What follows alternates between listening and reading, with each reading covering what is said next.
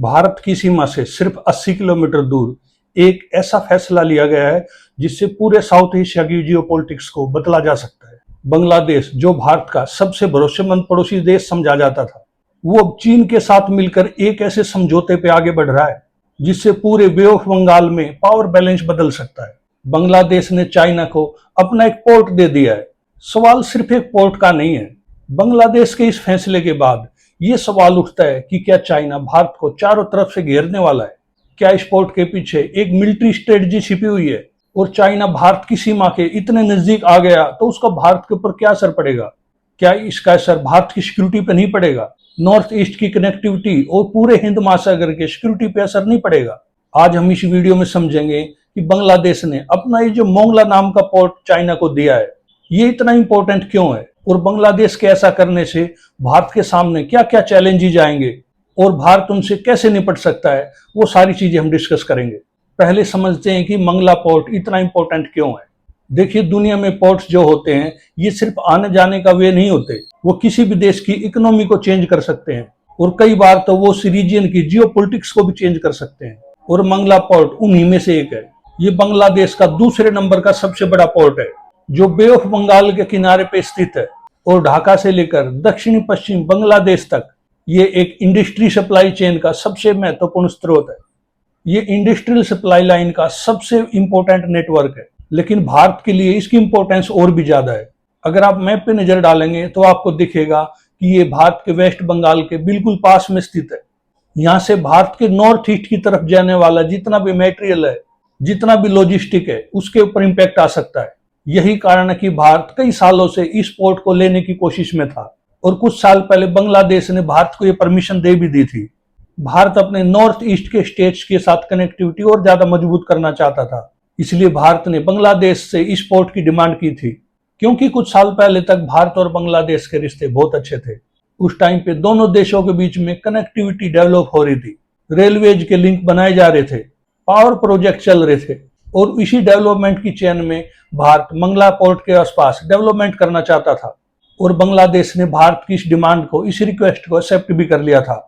इस रीजन में land mark कर दी गई थी जहां पे भारत को अपने प्रोजेक्ट स्टार्ट करने थे।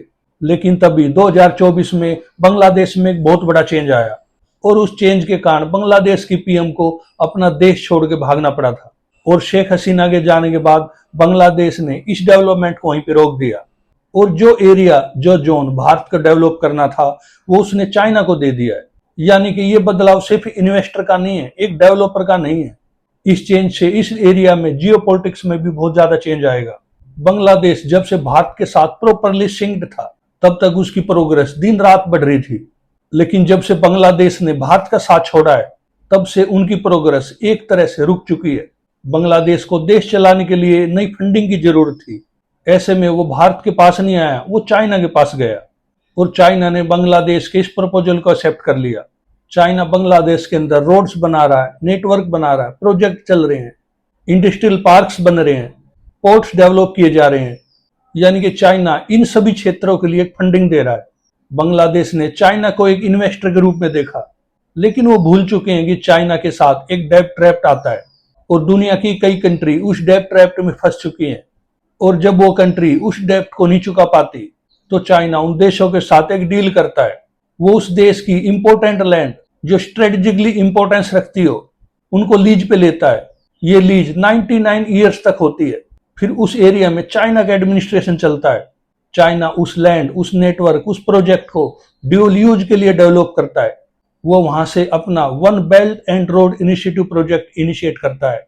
और इतना ही नहीं है, बल्कि जिस देश में भी चाइना इन्वेस्ट करता है उस देश की पॉलिटिक्स में भी चाइना का इन्फ्लुएंस देखा गया है।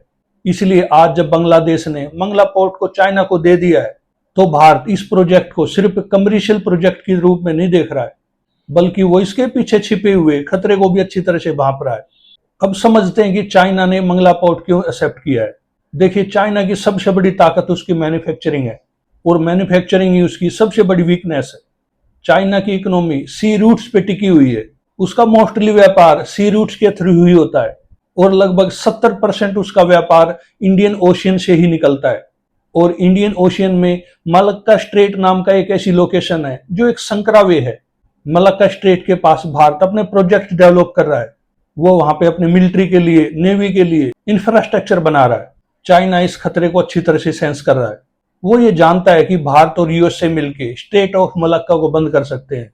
इसलिए वो अपने ट्रेड के लिए, अपने व्यापार के लिए, अपने एक्सपोर्ट के लिए एक अल्टरनेटिव ऑप्शंस देख रहा है। इन्हीं अल्टरनेटिव ऑप्शंस ने चाइना को कुछ ऑप्शंस दिए हैं जिन पे चाइना ने काम किया है। चाइना ने पाकिस्तान में ग्वादर पोर्ट बनाया है ताकि चाइना का प्रोडक्ट डायरेक्टली पाकिस्तान के थ्रू निकल के ग्वादर पोर्ट से पूरी दुनिया में फैलाया जा सके। उन्होंने श्रीलंका में हम्बनतोता पोर्ट भी 99 ईयर्स के लिए ले लिया है क्योंकि श्रीलंका उनका कर्ज नहीं चुका पाया। उनको ये पोर्ट चाइना को 99 ईयर्स के लिए देना पड़ा।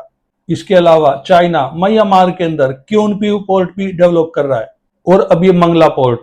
अगर आप चाइना के इन सभी प्रोजेक्ट्स पे एक साथ नजर डालेंगे तो आपको पता चलेगा कि चाइना भारत को घेरने की तैयारी में है। चाइना ने अपने प्रोजेक्ट्स इस तरह से बनाए हैं कि वो स्टेट ऑफ पेरिल्स की तरह दिखते हैं। इन प्रोजेक्ट की जियो लोकेशन इतनी ज्यादा इंपॉर्टेंट है कि वो भारत की सिक्योरिटी के लिए थ्रेट बने हुए हैं, क्योंकि ये सारे प्रोजेक्ट ड्यूअल यूज के लिए हैं। यहाँ से चाइना का ट्रेड भी होता है और वो मिलिट्री यूज के लिए भी रेडी रहता है। और अब जो बांग्लादेश ने मंगला पोर्ट चाइना को दिया है, ये भारत से सिर्फ 80 किलोमीटर दूर है। यानी कि चाइना यहाँ पे आके बैठेगा तो ना सिर्फ भारत के लिए सिक्योरिटी थ्रेट है, बल्कि चाइना यहाँ से सर्विलेंस भी कर सकता है। भारत की चिंता सिर्फ इस पोर्ट को लेके नहीं है, बल्कि भारत के चारों तरफ एक ऐसा प्रेशर बनाया जा रहा है जिसको भारत अब फील करने लगा है। जरा सोचिए, चाइना की प्रेजेंस पाकिस्तान के पश्चिम में ग्वादर पोर्ट पे है, श्रीलंका के हम्बनतोटा पोर्ट पे भी है और म्यांमार के क्योनक्यू पोर्ट पे भी, और अब ये मंगला पोर्ट पे भी आने वाले हैं। इसलिए भारत मंगला पोर्ट की डेवलपमेंट को सिर्फ एक कमर्शियल प्रोजेक्ट के रूप में नहीं देख रहा है, बल्कि भारत की तरफ बढ़ते हुए इस खतरे को अच्छी तरह से सेंस कर रहा है। बांग्लादेश, जो कभी भारत के ऊपर पूरी तरह से डिपेंडेंट था, उसकी 4000 किलोमीटर से ज्यादा बाउंड्री भारत के साथ लगती है। उसका सारा ट्रेड भारत के थ्रू होता है। वो भारत का इंफ्रास्ट्रक्चर यूज करता है, भारत की इलेक्ट्रिसिटी यूज करता है। लेकिन जब से उसने भारत के अगेंस्ट जाना शुरू किया है, जब से उसको वो सपोर्ट नहीं मिल रही है जो पहले मिलती थी, जब से बांग्लादेश ने एक क्राइसिस सेंस की है, तब से वो दूसरे ऑप्शंस की तरफ लौटने लगा।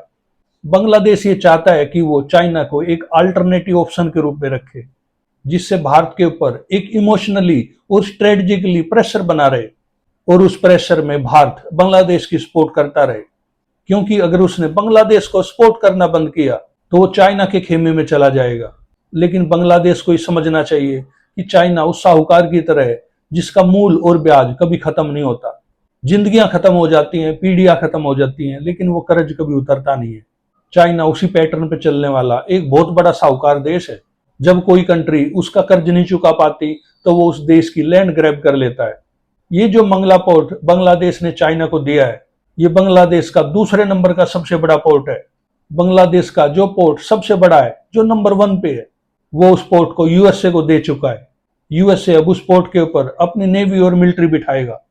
यानी कि बांग्लादेश ने एक ऐसा काम कर दिया है, उसने विश्व की 2 सबसे बड़ी सुपर पावर्स को अपने घर के सामने स्थान दे दिया है। अगर सब कुछ ठीक चलता रहा तो शायद बांग्लादेश प्रोग्रेस कर ले, लेकिन अगर ये दोनों सुपर पावर किसी तरह कॉन्फ्लिक्ट में आ गई तो इन दोनों के चक्कर में बांग्लादेश का बहुत नुकसान होने वाला है। बांग्लादेश ने शांति प्रिय देश भारत को छोड़ के यूएसए और चाइना जैसे इन्वेस्टर चुने हैं। अब ये देखना है कि बांग्लादेश का ये चुनाव बांग्लादेश को किस दिशा में लेके जाता है। आज के इस अंक में सिर्फ इतना ही। आपसे फिर कभी मुलाकात होगी। आपसे रिक्वेस्ट है, आप इस चैनल को लाइक कीजिए, शेयर कीजिए, सब्सक्राइब कीजिए। Thank you very much.